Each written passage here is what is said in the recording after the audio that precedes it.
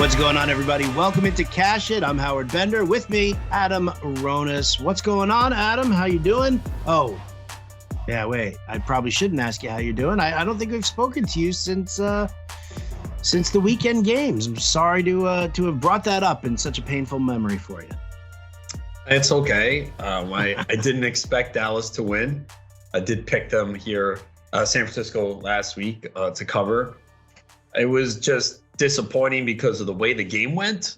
They had an opportunity to win. I mean, they really held down the San Francisco offense. If you would have told me before the game, hey, they're going to only allow 19 points, McCaffrey's not going to go off, Debo's not going to go off, Purdy's not going to throw a touchdown, I was like, all right, Dallas probably wins. But their offense was not good. Once Pollard went down, they were in big trouble because they only have two explosive players on offense, Pollard and CeeDee Lamb. That's it. And once Pollard went down and you had to go to more Zeke, I knew they were fucked because you cannot, I said it before the first playoff game, you can't use Zeke in the playoffs as your primary back. You just can't. He's the short yardage back and that's it. And he's not the same player. Pollard just brings a different dimension. They didn't have him. Dak did not play well. You know, they needed Dak to play to the level he did against Tampa, and he didn't. 2 bad interceptions. And that was it. But I think the theme that you see with the teams that lost, most of the teams that lost this round, they need more playmakers. They're asking their quarterbacks to do too much. Even Buffalo, like Josh Allen, he covered up a lot of what was wrong with that team this year. They just don't have enough. They have Stephon Diggs, and that's it. I mean, Gabe Davis had the ankle injury. He was inconsistent. Some big games, some quiet. I mean, they brought in Cole Beasley. Same thing with Dallas. They're asking Michael Gallup, who tore his ACL the last game of the regular season last year, to come back and be a number 2. And he couldn't do it, you know? And Dalton Schultz is a fine tight end, but he's not George Kittle. He's not making plays down the field like Kittle. He can get open, but nothing deep. So they lack playmakers. Buffalo lacked playmakers. Because when you compare it to what the teams that left, like San Francisco, Dallas, who has the better personnel on offense? Clearly San Fran. You look at Philly, they got A.J. Brown, Devontae Smith, Dallas Goedert. You look at Bengals, Jamar Chase, Joe Mixon, T. Higgins, Tyler Boyd. Even Hayden Hurst, not a bad tight end. There's like your third or fourth option in the offense. The one team that doesn't, I'll say, is Kansas City. Why? They have Patrick Mahomes. Dak Prescott's not Patrick Mahomes. I mean, it's pretty clear. So Mahomes is that player that can elevate and, he's got his best friend, Travis Kelce. I will say the rest of the personnel is iffy. Juju's not the same. Kadarius Toney, so I think Dallas, that's the thing that kind of is crazy. And I guess it's because it's the Cowboys, right? And they draw so much attention. Like, people are like fucking killing the Cowboys all week. Hey guys, San Francisco is fucking favored in the game. They're the better team. Like, I'm mad. I'm not mad. I'm just disappointed because they had an opportunity to win. This game was 9-9 after 3 quarters. That's the frustrating part, is their defense played really well. You can say, well, what happened in the last couple drives? Yeah, the defense got worn down, man. The offense did nothing to help them. So to me, that game, Dallas lost it on offense, and I got to put it on Dak. And I'm not as harsh on Dak as other Cowboy fans. Like, I've had Corey Parson is really anti-Dak. I'm not to that level, but I have to say this game was on Dak. He didn't do anything. And I saw some really good breakdown by Dan Orlovsky, and he was saying Dak missed T.Y. Hilton here. He had the wrong read here. The Gallup play where Gallup was open, he made a bad throw. Dak didn't play well. There's no way to sugarcoat it. He did not play well. And Dak Prescott is a quarterback that cannot elevate the players around him. You got to put talent around him. So can they win with Dak? I would say yes. A lot of people would say no, but you're going to have to put more talent around him. You can't just do it with CeeDee Lamb and Pollard. That's not enough. Dak can't take you to that level. But the defense played very well. And that was the frustrating part, is they were in the game. But the bottom line is San Francisco was the better team. They were favored. They were home. They were supposed to win the game. And that was the most competitive game of the weekend, So it was definitely the most competitive game of the weekend. I mean, admit it. Like, Cowboys fans bring this on themselves, and sometimes it's a fair point. Because what happens is the season should always start off with hope. It should always start off with hope. You should always start off being excited about it. When you win the first couple of games of the season, and the opponents are a mix. It's like you might face like one or two good teams in your first 5 or 6 games, but I don't even remember. I know that the Cowboys schedule early on in the season. They opened with Tampa and lost. But right. Remember, and then Dak got hurt in that game. So right. I thought they were in trouble, and then Cooper Rush played well, and they won games. Right, but so here it is, right? So you beat the Bengals in week 2, and that was phenomenal. But the Bengals, we were all talking about the fact that they were still dealing with their Super Bowl hangover, and they hadn't gelled yet, and whatever. But you guys won the game. But then it was like the Giants, the Commanders, and then the Rams. And what happens is obviously, the Cowboys fans just go so over the top. We're going to win it all. This is it. This is our year. This is our year. This is our year. This is our year. That it's like every single thing. Then you lost to the Eagles. Oh, the Eagles are a tough team. We played them well. Cooper Rush started that game. Right. You throw down that you've got the backup QB there. Then you beat the Lions. You beat the Bears. Everything's, back to being hunky-dory. And then all of a sudden you lose to the Packers. And then all of a sudden it's like, okay, we lost to the Packers, and you started hearing like a couple of people were like, well, this is what the team needs or whatever. Or this was just, they were looking too far ahead. And then you beat the Vikings. Not only did you beat the Vikings, but you absolutely destroyed the Vikings. I mean, it was like a complete and total ass whooping. And from that point on there, and I'm not talking about you personally. I'm not talking like you and Corey Parson, Dallas Cowboy fan. I'm talking more Jim Bowden, Dallas Cowboy fan, where it's the everyman who worships their football team, and they can do no wrong, and they are the greatest thing since sliced bread. And, you and I had talked about all the holes that the Vikings had and how terrible their defense was, that, you couldn't overblow that game. But that's why, and so now you see it, the aftermath, the disappointment of, losing, like you said, a game that you probably weren't even supposed to win anyway. But, the fact that you guys beat up Tampa so much, everybody was like back on that Super Bowl train again. Look what we did to Tampa. And I even told you that Tampa sucked. Right. So I'm saying it's like, but like the majority of the fan base, and it's probably the same with like any team, really. Well, I saw the majority of that. I saw with Giants fans here. I saw with Giants fans. I'm like, are they serious? They realistically think they're going to beat Philly? Like, come on, man. Like, this team overachieved. Yeah, you beat Minnesota. Great. I did think they would play Philly a little tougher. I mean, I think I think people expected them to, but there were people who thought they would win the game. Like I told you, almost everything I heard all week was Giants. Not to win. Not everyone said straight up, but there were Giants fans who thought they were going to win this game. And I'm like, you guys must have forgot how good Philly is, man. I mean, and we saw it right away. I mean, they were never in that game. That game was over so quick. In the first 5 minutes, it was over. Yeah, it was done. You just saw, you're like, this is going to be a long day. But no. A long day, Adam, is watching that game with a Giants fan who just loves to scream at the TV. Well, there wasn't much screaming to be done after the first quarter. It's like, all right. I'm not talking about the good screaming, Adam. I am definitely not talking about the good screaming. I mean, you could save your vocal cords after a while. It was pretty easy to see that game was going to be lopsided. But let me tell you a good story, though. So I've seen this woman in my building before several times. Never said a word. She didn't say anything to me. I think it was Monday or Tuesday. I'm walking outside, and I have a cowboy winter hat that I always wear because it's cold out. And I walk past her. I get ready to push the door open, and she goes, "How about them Cowboys?" I turn around. She goes, "I'm a 49ers fan, but I want to give your team credit. They were pretty good." And this and that. And we have this whole friendly conversation. And I was like, "Well, I know you hate the Cowboys."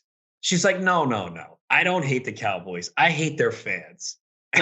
She's like, "But I liked having this conversation with you." Because I was being honest. I said, look, San Francisco's better. I didn't expect Dallas to win. I was like, I think George Kittle's the best tight end in football. He just doesn't get deployed like Kelsey does, so you don't see the numbers. And she was saying how she loves Kittle's attitude, and I do too. I don't see how you can't like George Kittle. And I hate the 49ers. That dude just has fun. He made the biggest play of the game to catch, but it goes to show that football just brings people together, and you can have friendly conversations. Like, I'm realistic about my team. I didn't think they would win. I was hoping they did, but I thought the 49ers were better. I was hoping Purdy would play like a rookie quarterback, and he did at times. I mean, Dallas let him off the hook. Diggs dropped an interception. They had a couple other plays they could have intercepted. They didn't make the play when they needed to. He did just enough to keep them in the game. But, yeah, I mean, look, I'm used to this with Dallas at this point. It's the same fucking shit every year. It's like, all right, get to the playoffs. Oh, great. Now they got to the divisional round. But, man, it's just frustrating because they're just not good enough to take that next step. So I wasn't really – I'm not as distraught anymore when it comes to my teams. I don't know if it's the fantasy sports, the sports betting aspect of it, or just getting You're older. numb. You're numb. That too. You've been fucked by your team so many times. I know, It's like leather. I'm used to it. Well, all I need, okay, I guess I've been fortunate enough as a Cowboys fan to see 3 Super Bowls. I need a Mets World Series. That's what I need. That is all I ask for. Please give me a Mets World Series soon. That's all I ask for. Yeah, I can't wish that for you. I'm sorry. I love you, but I just can't wish that for you. I know you can. No way. Spoke to Aaron Boone today, getting into some baseball talk. I mean, it was great because Boone's he grew up in Philly because his dad was playing for the Phillies in the early to mid 70s. Well, to the early 80s, actually. He played 10 years there, 72 to 81. And so Booney grew up an Eagles fan. Everything was all about the Eagles. He said it was a great time to grow up in Philadelphia because the Flyers were great and the Eagles were great. And, and the Phillies, his dad was there. I mean, it was a lot of great stuff, around there. So, talking to him, but, obviously we snuck in a few Yankees questions. And I got to tell you, I think what excites me the most, did I mention this on the last podcast we were talking about? This is like the first baseball season in 4 years that we're walking into that there's no dark cloud over our head. I actually said this at our work meeting today also. Full spring training, free agents. Full spring training. Most of the free agents are signed. I mean, it's like I'm doing Let's Bet It tomorrow, and we're going to actually talk about early futures for like MVP and Cy Young. Yeah, I mean, last year, we didn't know when we were going to start. So, yeah, this is definitely a different circumstance. We're going to have a spring training, which is, again, where a lot of times is where I find some undervalued players. Carlos Rodon a couple of years ago, I wasn't on him until the spring started. I started reading some stories, saw his velocity. I was like, oh, yeah, I'm taking this guy late in every draft. And that obviously worked out. So there are things that you can see in the spring that can uncover some of these undervalued players. So I'm looking forward to it. So I want to, listen, we will, on today's podcast, we're going to break down the conference games. We're going to make our picks against the spread, maybe even, throw some over under there. My over under is actually, I wrote up the Eagles 49ers game, the game total 46.5. So I wrote that up over at pickswise.com. That's available. So we're going to talk about some football. We're going to talk some NBA as well. Adam's article over at pickswise.com covers different props and stuff like that. So we're recording here on Wednesday. So, maybe we'll take a look at some players that Adam is interested in tracking for tomorrow night's games. And we'll see if we can't, help you guys along the way there. But I want to start with some baseball because I'm super excited about it. I really am pretty damn pumped about this season. I feel like this is also, it's kind of funny. I've been so neck deep in football. This is actually like, I've already started doing some baseball research here early. I mean, I was, obviously using the MLB free agent tracker we have at fantasyalarm.com and, keeping up with the signings. But, I've started to already kind of dig through and start with some baseball because I want to be, more present in it. I'm excited about this season. So figure we could talk. We could talk about you're doing a draft champions. I'm super jealous already. When you told me you were doing a draft champions, like right then and there, I was like, oh fuck, man, I want to do a draft right now. So let's kick it off here with a little MLB talk. What do you say? Yeah, let's do it. I love it, man. So I do love the fact that you're in this draft. The draft champions on the NFBC. It's NFBC.com, NFC.com. Play NFBC. Play NFC. Jesus. It's in my bookmarks. I can't help it. But before we dive into this draft, which again, super jealous. Should have told me you're doing it. I would have done one.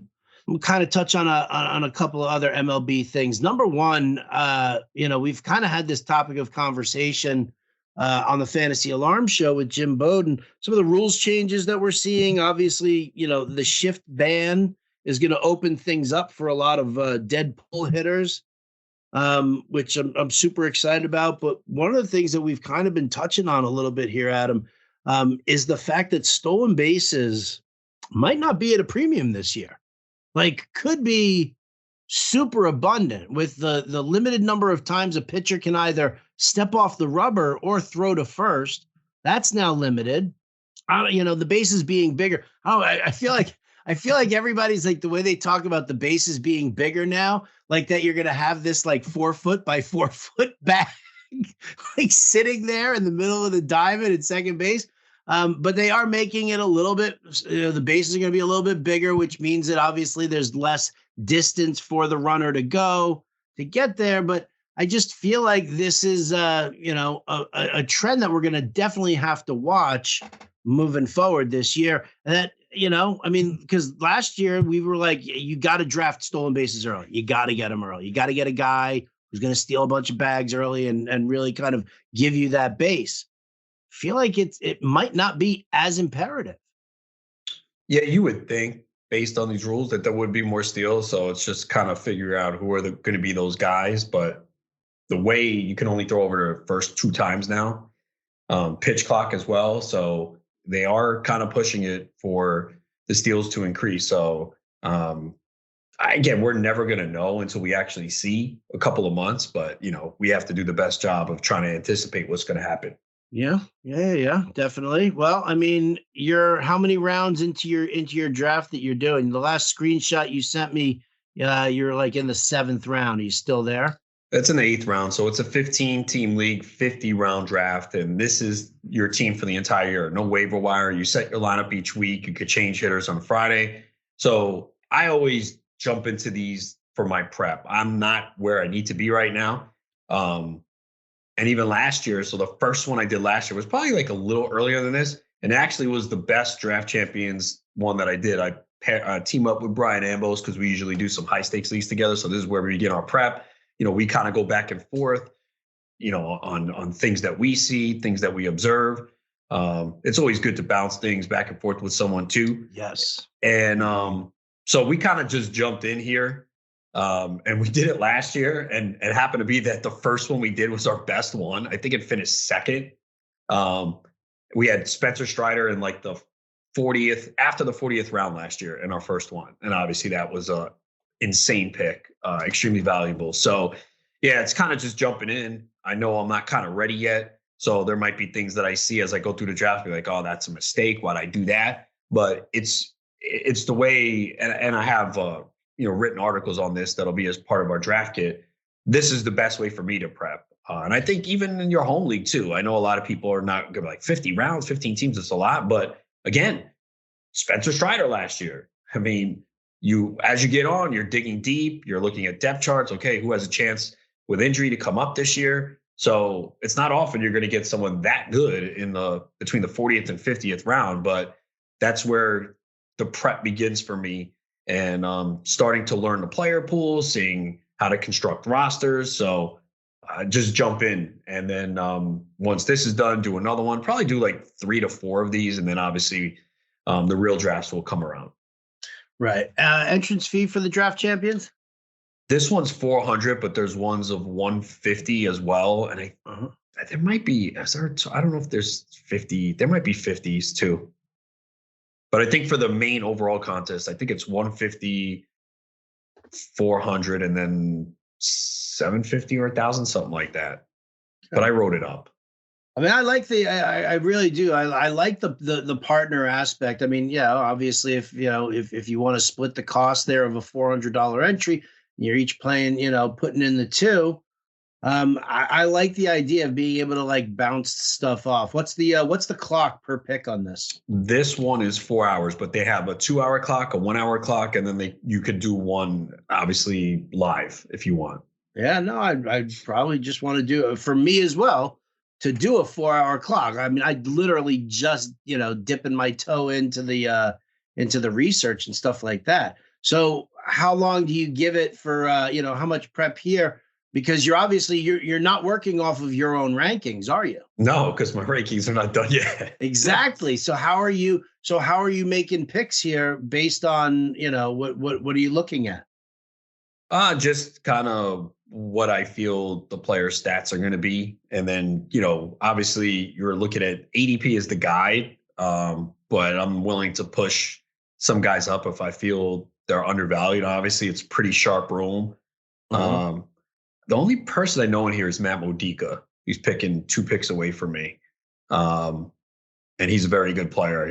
Every time I do a draft champions, I feel like he's in it. So I think he's in like every one. But yeah, it's just it'll be easier when I have my rankings, obviously. But I also draft champions is a little bit different as well. Because you can't make any moves. So as you'll see, took a closer way earlier than usual.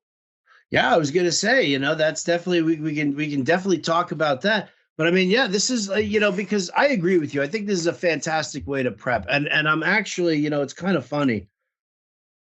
I'm bringing back the mock draft army this year. Because for the fact of I mean, yes, it's fantastic prep for me.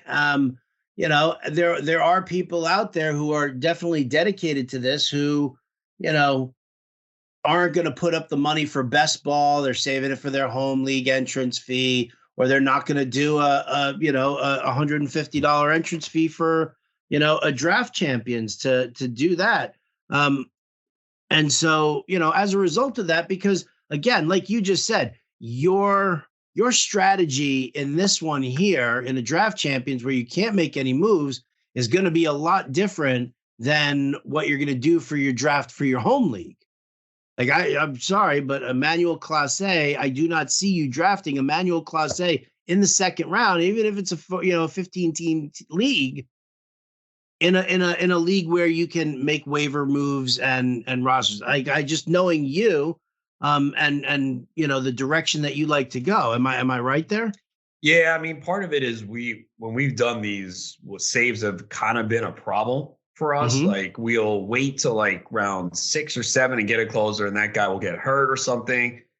Part of it too, what was on the board at that point. So we picked 3rd overall, took Ronald Acuna Jr. I think the power is bouncing back. He had the ACL tear, and I watch him quite a bit. Plays the match. He just couldn't drive the ball. He even talked about it that his knee was bothering him. But yet he ran wild on the base pass. So I think the power is going to be back. Atlanta has a top lineup. He already ran a lot last year, so no problem taking him. Then you come back and you're like, all right, if you're not going to take a starting pitcher, and I didn't love the starting pitchers there, I didn't see any bats that stood out. You just kept going off about Spencer Strider, man. Come on, he's 3rd round. He didn't even come back to you.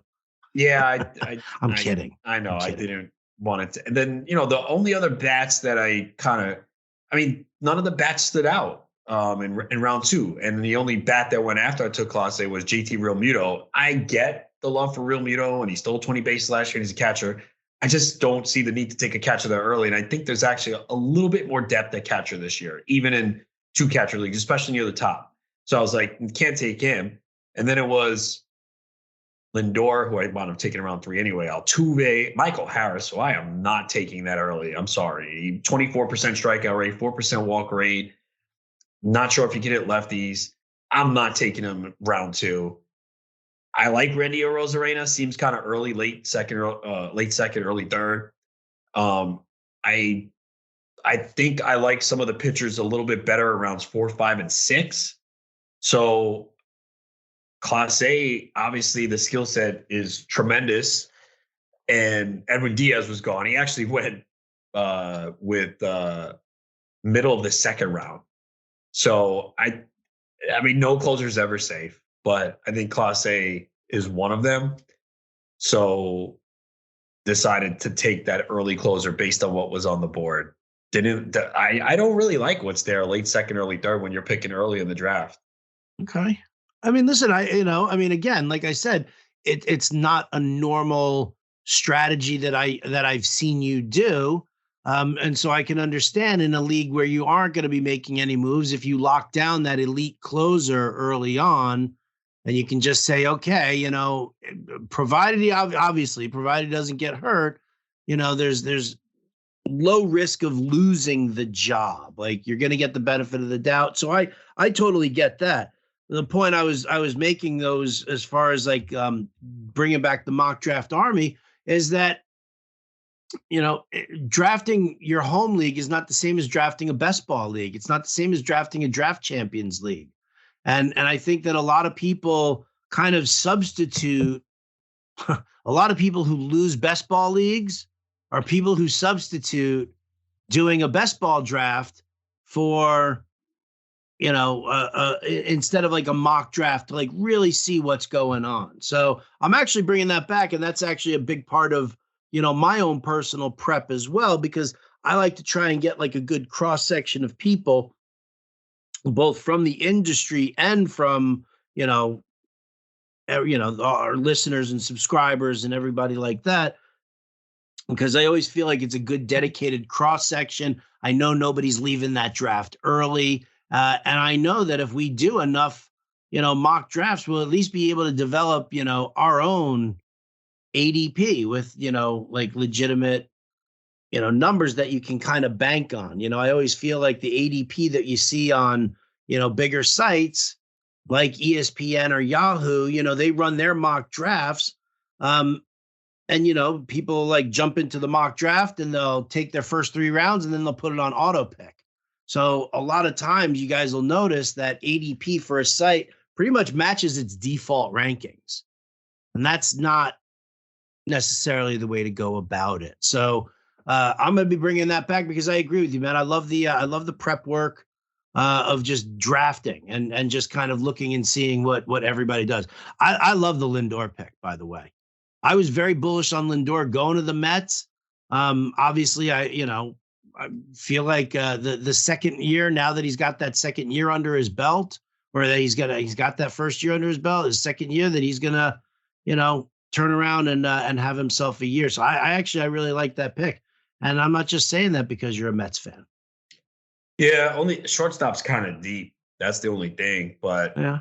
I kind of don't worry about it because there was some shortstops later on that I'm like considered, but I think it doesn't matter. I think if you want to lock up your middle infielder, if you think it's the best player on the board, you can do it. Lindor gives you a little power, a little speed. Counting stats should be good. Mets lineup should be good again. Average bounce back last year. He's a career 277 hitter. It's kind of been all over the place the last few years. It's been 284, 258, 230, 270. I think the 230 is an outlier. So, gives you a pretty good floor. So yeah, I thought that was the best player on the board at that time. Yeah. For the record, for everybody, because we're just starting out. I mean, breaking down Adam's team and the who's and the how's and the whys might not be the way to start it off. Let's address the elephant in the room. Who is the 1-1 for this year, Adam? In this draft here, it's Trey Turner. I'm very bullish on Trey Turner making that move to Philadelphia. It's not, it's funny, the smart system that Rick Wolf and Glenn Colton have always preached, and it's tried and true. Talk about not investing in the guy his first year of signing that big contract. I almost feel like it's a little different for Turner because he's going back to the NL East. He knows the teams. He knows a lot of the pitchers there. I mean, I feel like it's still a solid move for him. You look at what he could do in Philly, power and speed wise this year. Is he your number one? Who's your overall number one? I'm not sure yet. It could be him. I think Jose Ramirez has a strong case. Third base is really shallow. When you start to do a draft, you'll see you got a few heavy hitters up top, and then it dries up. And Ramirez is just ultra consistent. I know he had thumb surgery, I believe, in the offseason, but he played through it and actually was still productive. The guy makes elite contact. 280 hitter last year, only a 12% strikeout rate, 13.7% strikeout rate the year before. Good bet for 30 home runs. I mean, look at his numbers last year: 280, 355 OBP, 514 slugging, 90 runs, 29 homers, 126 RBIs, and 20 steals. And that was the people worried last year. Oh, that Cleveland lineup, it's not any good. Well, look what he did in that lineup. And he's consistent. So I think you can make a case for him. He's been pretty durable too. Look at the games played: 157, 152, 58 out of 60, 129, 157, 152, 152. So he plays all the time. Turner, I think you'll see the power should go up playing in that park. I think he might hit leadoff. I think that's what the projected lineup is. So that can hurt the RBIs a little bit because last year was the first year he had 100 RBIs. And that was always my concern with Turner when people would draft him early. I'm like, you're not getting like elite power or top RBIs out of him. His career high in RBIs before last year was 77. Like, I don't want that out of my first round pick. And he hit like, what did he hit? Yeah, he hit 2 last year with Betts in front of him. So if he hits leadoff, I think that might hurt the RBIs a little bit, but the runs will be high. Only 21 homers last year, but I think Philly will help. And he's always been a pretty good average hitter. Hasn't hit lower than 298 over the last 4 years. So strong case for him. You could even make a case for Judge. I know some people will be like, oh, that was a career year. Is he going to stay healthy? Well, even if you take a lot of what Judge did away, I mean, if you took 20% away, it's still an insane year. Still 40 bombs. Yeah, man. So, and the guy just hits the ball really hard, high walk rate, great OBP.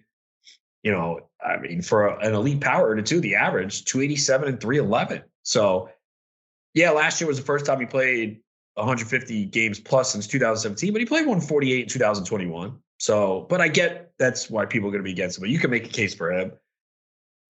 You can make a case for Acuna. Some people might be like, I don't know, where's the power? But I think it was the knee, and I think it'll be fine. So I don't think there's a clear cut number one. So I can easily say this is who it is, but I kind of won't know until I'm on the clock. Right, and even before, we were like, oh, if we have one, who we taking? And it was kind of a debate. We really didn't settle on an answer. Which, I mean, listen, like you said, I mean, it's up for discussion. I mean, Turner, Ramirez, they went 1 and 2 in this draft. You grabbed Acuna 3. Judge went 5th with Julio Rodriguez between them. I kind of like pick 5, and I'll take any one of those 5. Yeah, dude, listen, look at the depth of the first round. Then Ohtani, then Juan Soto, then Tucker, Bobby Witt, Mookie Betts, Vlad 11th there. Yordan Alvarez, who I think is going to have a monster year, 12th. Machado, Cole, Burns. Dude, I mean, come on, man. Just look at those first 12 picks alone. I'll be happy with any one of those guys in my first round. I don't know if I'm going to put Julio Rodriguez that high at 4, but I can't really. I'm not going to argue against him as a player. I think he's a fantastic player, but I think that I would probably I'd be in on Tucker or Alvarez before I would be in on Julio Rodriguez. I think. Why? Close. Second year. Close. I feel like there's always going to be, I think that if, yes, second year, not saying sophomore slump. I'm just saying that, there are going to be a lot of adjustments made to Julio Rodriguez. And granted, he played long enough last year that you would see a lot of, adjustments made, but, he also faced a lot of really weak pitching in that second half of the season. And, and there's, so I'm curious to see how pitchers approach him. Not that I'm not trying to take anything away from his talent, but yeah, I like to have a guy, my first round pick. I like to have a guy who's a little bit more seasoned, a little more experienced, and be able to kind of make that move. You know what I'm saying? Yeah, I think he's an elite talent, special player. He struggled the first month of the year last year. He had 205 with no home runs. I remember. and then picked it up in May. The one concern I have is the stolen bases slowed down. He had 21 in the first half, 4 in the second. So that would be something to keep an eye on. Did they want him to run less? I know he did miss some time. I forgot what the injury was. Was it a back? I can't remember what his injury was. Finger? I don't know. Something. I don't remember. I can't remember. But yeah, I mean, this guy is just he's an elite talent. So I don't mind taking him 5th.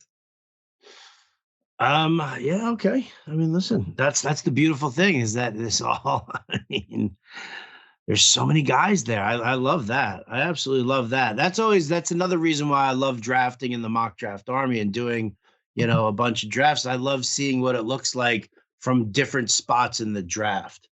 I could sit there and just make sure that I'm like drafting in the early part of this mock draft. I can figure, okay, I like the middle now. Let me dance around 7, 8, and 9, and let me see what those are like. And, and just kind of getting that feel for it nice and early here in the season. I mean, yeah, oh, baby, right? I'm out of my mind. All right, so lots of great stuff here. We'll continue to cover MLB as we're kind of going through it. The draft guide for Fantasy Alarm, that drops on February 1st. And we're going to have a bunch of stuff that's going to be added into the guide. The guide's going to have your basics, your sleepers, your busts, your rookies, going to have rankings. And we're going to be, all nice and tucked away there and updating stuff. But then we're also going to be doing a lot of our player debate articles, which we know. I mean, listen, that's the big question, who do I draft and who do I take first? Like those are always the ones. So a lot of our player debates are going to be, ADP related. So that way, we can help you make those tough decisions that you guys are going to have. So look for the Fantasy Alarm draft guide to drop on February 1st. All right, let's take a time out from our MLB talk here. Let's switch it to basketball. All right, Adam, NBA props. Oh, how's we've been so wrapped up in football these last couple of weeks that I don't even think I've talked to you about any kind of basketball. How's everything going? Where are you at for the season? How's your betting market looking? Ice cold right now, bro. I've hit a rough patch. Yeah, it happens every year. It's unfortunate that it's happened now. Just a lot of things just not going my way. For example, on Tuesday night, I had Mikal Bridges over 19.5 points. He's been crushing it because the Suns have been shorthanded. He had 18 and did not play the fourth quarter because it was a blowout. I had Donovan Mitchell over 25.5 points. He drives to the basket to tie the game and gets his shot blocked. And then the ball comes to him on the floor. He dishes it out to, I think it was Evan Mobley. This was against the Knicks. And Mobley misses a shot, would have forced overtime. And Mitchell is like sitting on the floor, kind of hurting everything. So yeah, the only bet I could hit right now is like Nicholas Claxton over 2.5 blocks, which going into Wednesday has cashed 12 straight times. I am playing it again on Wednesday night. He's going up against the Sixers. But yeah, it's just one of those cold spells where little things are going wrong, but I'll bounce back. All right. Okay. I'm sorry to hear that. What a disappointment. I was waiting for that. It's great. It's a long season, man. And you're going to go through periods where you're struggling. You got to figure out, do you dial back the plays? Do you sit out a couple of days, So a lot of it is it feels like the right reads, but like blowouts and players sitting. And, you can't always predict that because some of these lines, even if it's a 3-4 point line, you might get a blowout. So, yeah, just one of those stretches where it's been a little bit of a struggle lately. Okay. All right. Well, yeah, I mean, you're on that horse every single day, right? So you're diving through it. We need a slump buster for you. We need a slump buster. Is there? Let me look at tomorrow's NBA slate. Again, we're recording on Wednesday, so I'm looking at Thursday's slate. Is there a slump buster here for Adam Ronis to dive into? I don't really know. What do you think? Lakers look terrible without LeBron again. No, LeBron's playing at an insane level right now. The Lakers is he playing tonight? Do we know if he's I playing don't know tonight? yet, only because this is for Wednesday. Anthony Davis is supposed to return tonight. Right, so I right. could see them sitting LeBron on a back-to-back, although they pulled him with 5 minutes left. The game was starting to get out of hand. So that leads me to believe maybe LeBron does play. I mean, as bad as they have been, they're still like right there. They're like 5-6 games out of like the 5 seed. So it's not like they're completely done, and they're getting Anthony Davis back on Wednesday night. They just traded for Rui Hachimura from Washington. Not a big acquisition, but someone who could help, and maybe they make some other moves. So they're not out of it. But LeBron James is playing at an insane level right now. For a guy that's 38 years old, man, he is just lighting it up. What do you have to get 46 on Tuesday night against the Clippers? Do you play his props, or is there a tax on his props? It's a huge tax. Now, I do sometimes, but I mean, he had 46 points, 8 rebounds, 7 assists against the Clippers. So even if I think his points prop was 32.5. But I mean, look at his last few games: 46, 37, 23, 32, 48. So he's been lighting it up. Him and Russell Westbrook too. Westbrook's props have been pretty good lately as well. I mean, LeBron's averaging 35 points in the month of January, 9.4 rebounds, 7.7 assists, shooting 51.8% from the field. Okay. 38 years old, man. 38. I wish I could turn back the clock and be 38 again. I really do. You want to die? What's that? You want to die? Well, yeah, but I mean, if I could go back to being 38 again, I love the had I known then what I know now kind of mentality. That's we all want that. I would have torn some shit up. Oh my Lord. Oh, it would have been crazy. Whole other topic of conversation. So you're not even looking at Thursday's slate right now, though, right? Well, I put in 5 bets for Wednesday, so if I don't, so you're sweating those now. Yeah, if I don't do well tonight, then I might sit it out for a couple days. Okay, that makes complete sense. All right, so tell us what the bets are that you made for tonight, so that come publish time here of this week's Cash It, we'll know whether or not that we want to read your article on Friday. Yeah. Friday's a new day. Just remember that. Always. It's always a new day. I got Shai Gilgeous-Alexander over 29.5 points. Draymond Green over 14.5 assists and rebounds. Ja Morant over 36.5 points and assists. That should be a fun game. Grizzlies Warriors. The game total is 246. The last time Draymond Green faced the Grizzlies on Christmas, he had 13 rebounds, 13 assists, and Steven Adams, their big center, is out. D'Angelo Russell over 25.5 points and assists. He's been playing really well with no Karl Anthony Towns, and then Nicholas Claxton over 2.5 blocks. So those are the 5 bets. So I better go 5-0. All right. Well, I mean, I'll be rooting for you to go 5-0, ladies and gentlemen. Those are the bets in there. When you're listening to this podcast, then you'll know. You'll know if Adam's really taking the time off, or if he's back, baby. And then Friday's article should be fucking lit. Yes, I just said fucking lit because I'm an old man who likes to use young kid lingo. All right, so let's move it on over back to the gridiron here. No Cowboys talk now. We're talking conference championships. All right, Adam, here we go. First game Sunday, January the 29th. It's the 49ers against the Eagles. Oh, I got to tell you, man. So I wrote up the over-under for this one on Pickswise.com. I won't tell you what it is just yet, but it's 46.5. I mean, listen, you're talking about 2 phenomenal defenses. Niners are the number 1 overall defense.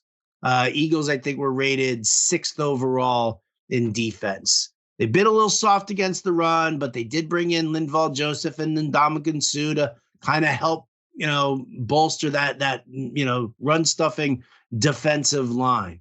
Hurts looked great, this past week. I mean, obviously the Giants just had no chance, but it was good to see that, the shoulder, he felt good. He felt comfortable. A.J. Brown, I'm told, is now off the injury report.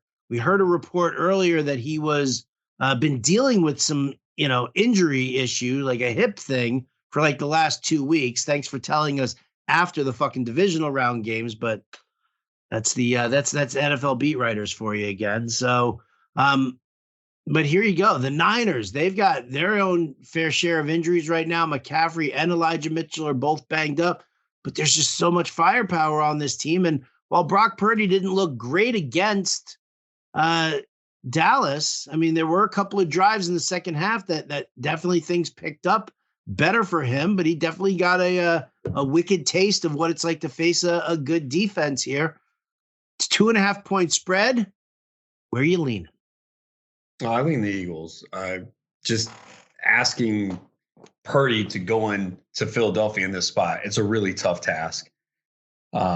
This team's just really good. I know they looked better than they were because I think it was a mismatch against the Giants. Clearly, the San Francisco 49ers had the tougher matchup, and both teams haven't really played a great schedule. I know people point that out about the 49ers. It's not like the Eagles have either.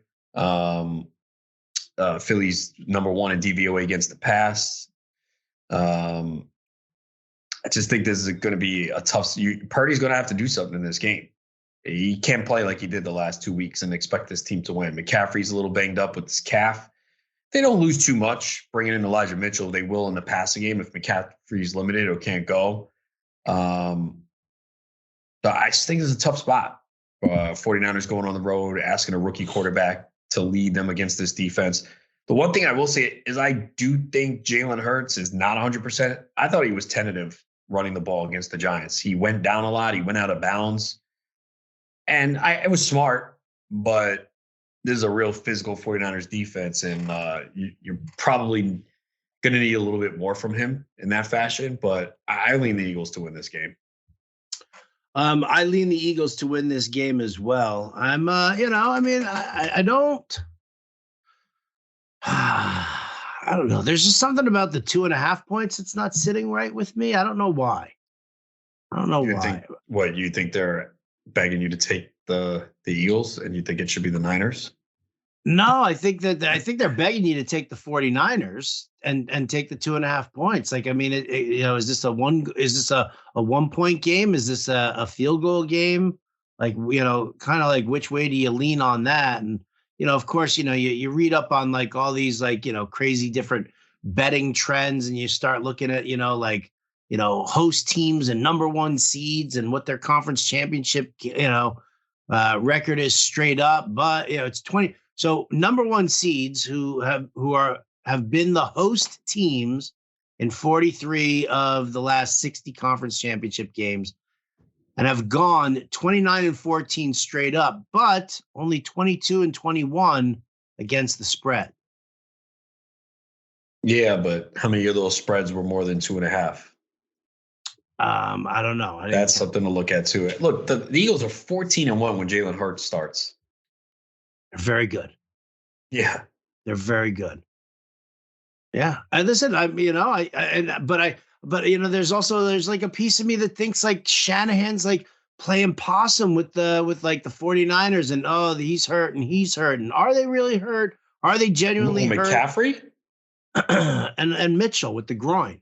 McCaffrey, I think if you saw him on the sideline in the game trying to stretch it out. Yes, I did see him try to stretch his calf out. And they were bringing Mitchell in a little bit more in those spots. So I do think that's legit. I don't know about Elijah Mitchell because he seemed okay, but I don't think that changes much. But yeah, before the playoffs, I was on San Francisco, and then I watched Purdy in these two games. I'm like, yeah, I probably should have taken them. I was like, yeah, I should have taken them more into account a little bit. And I was a little worried about Jalen Hurts too at the beginning of the playoffs. I'm not as worried. I do think though, if you go back and look at some of those runs, he went down way quicker than he did in the regular season, and he was going out of bounds way quicker. Yeah. Which I can't blame him. I mean, especially in that game, he probably why take the hit? Why the extra wear and tear when you're just manhandling the Giants up and down? He probably saw he's like, yeah, this is going to be pretty easy. Let me not get hurt. Yeah, let me save some energy for when Fred Warner starts to fucking light me up in the middle of the field. Yeah. And I'm not can the 49ers win this game? Absolutely. They're a really good team. Yeah. Said it all year. I'm extremely impressed with them.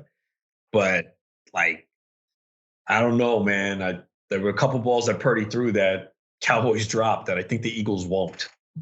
And that's the whole ticker there for me. Like, you sit there and you look at the way Purdy's played the last couple of games. And again, I'm not taking anything away. I've had to say this like over and over to a ton of people. I'm not taking away from anything that he's done from now until then. But it's been great. We know that it's not going to last, and whatever. There's nothing wrong with it. But your experience level, is definitely going to be a liability to a certain extent. It is. And it, could the 49ers have put up more points on that Dallas defense with a different quarterback?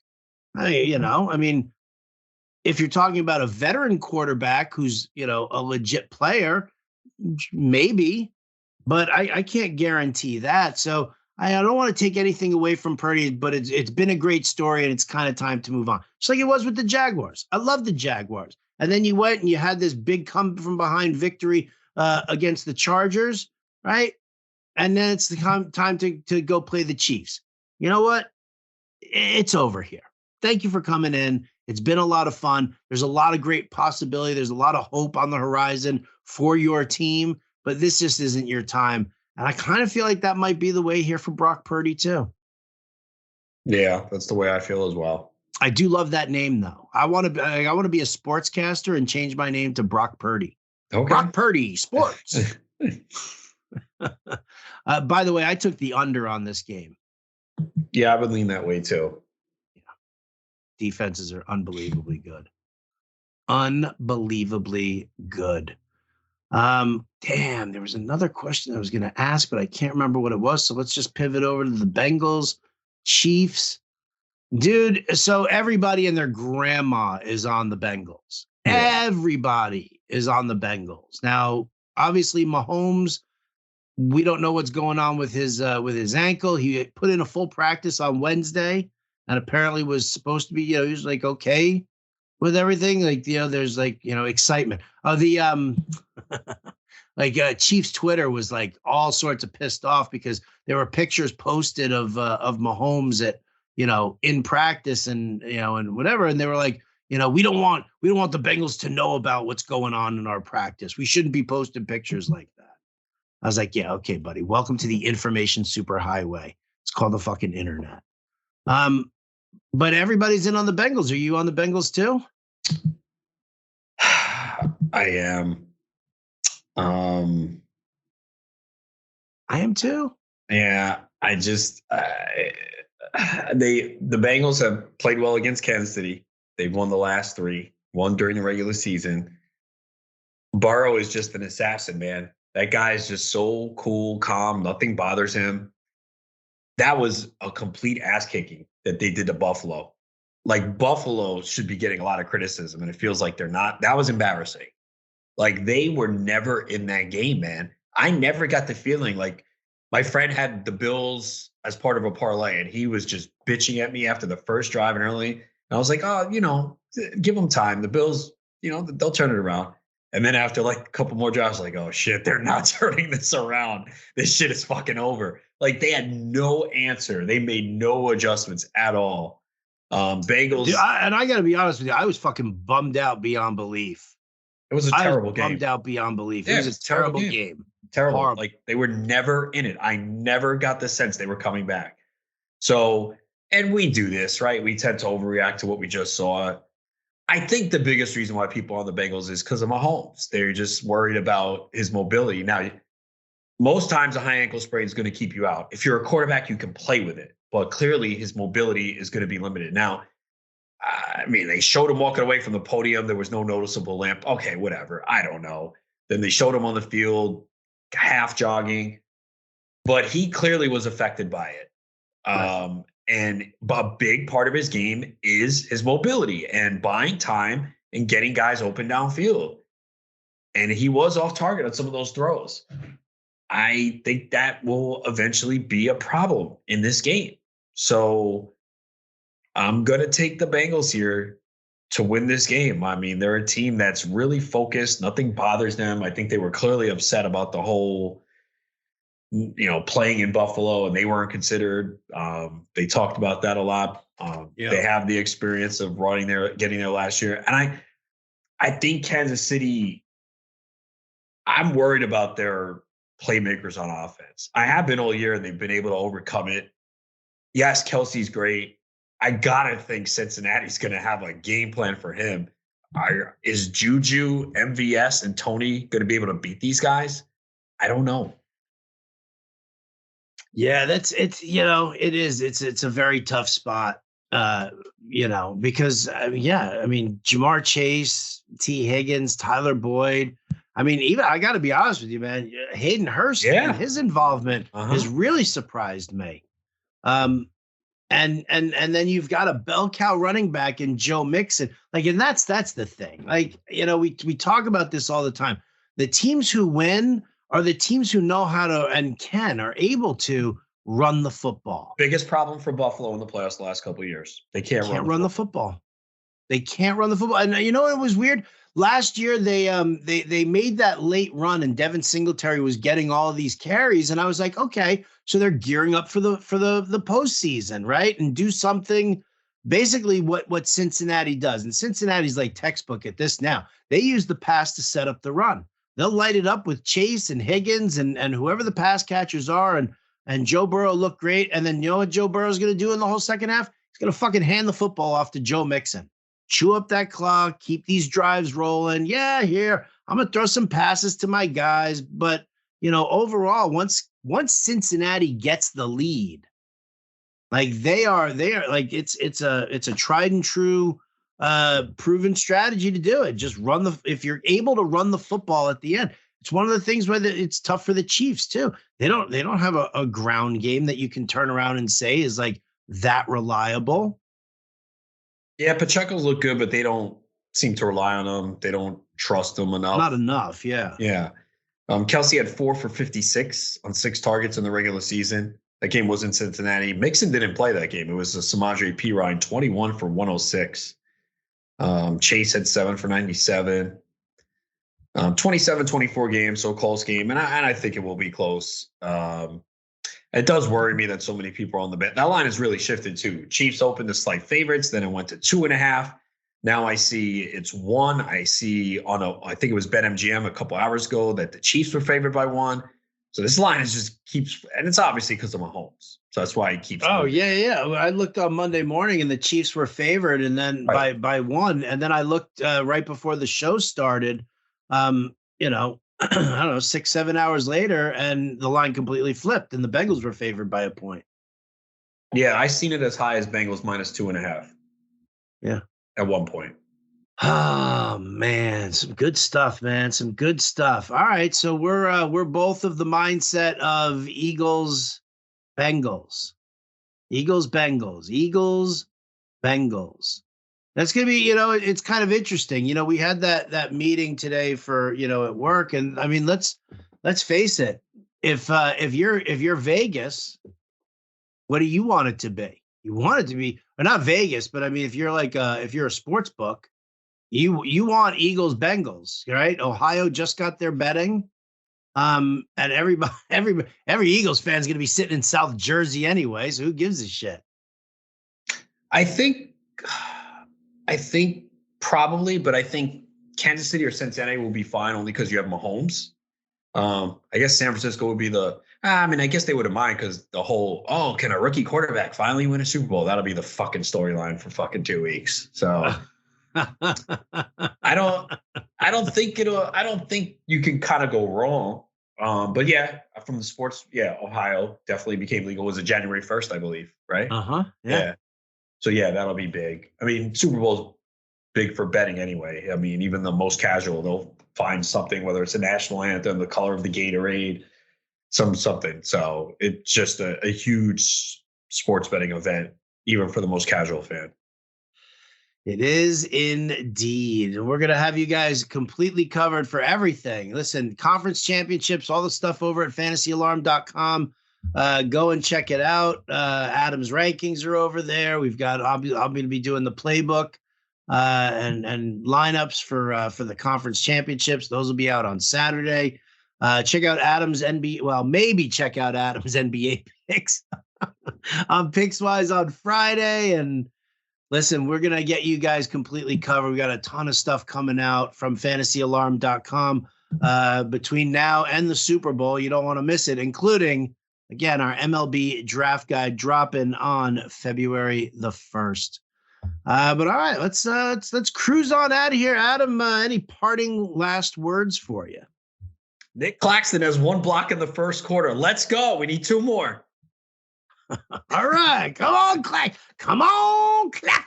Well, it looks like him and Joel Embiid both got a technical foul. They were talking trash to each other. It looked like Embiid was instigating it, though, man.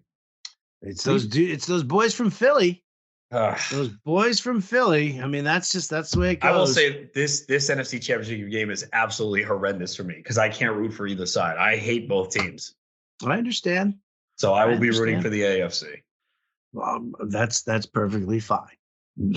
Joe Burrow, let's go. Joe Burrow, Swaggy Joe. How do you not like Joe Burrow, though? I don't know anybody who doesn't like Joe Burrow. And they you can go onto TikTok and there's like a billion Joe Burrow things on there.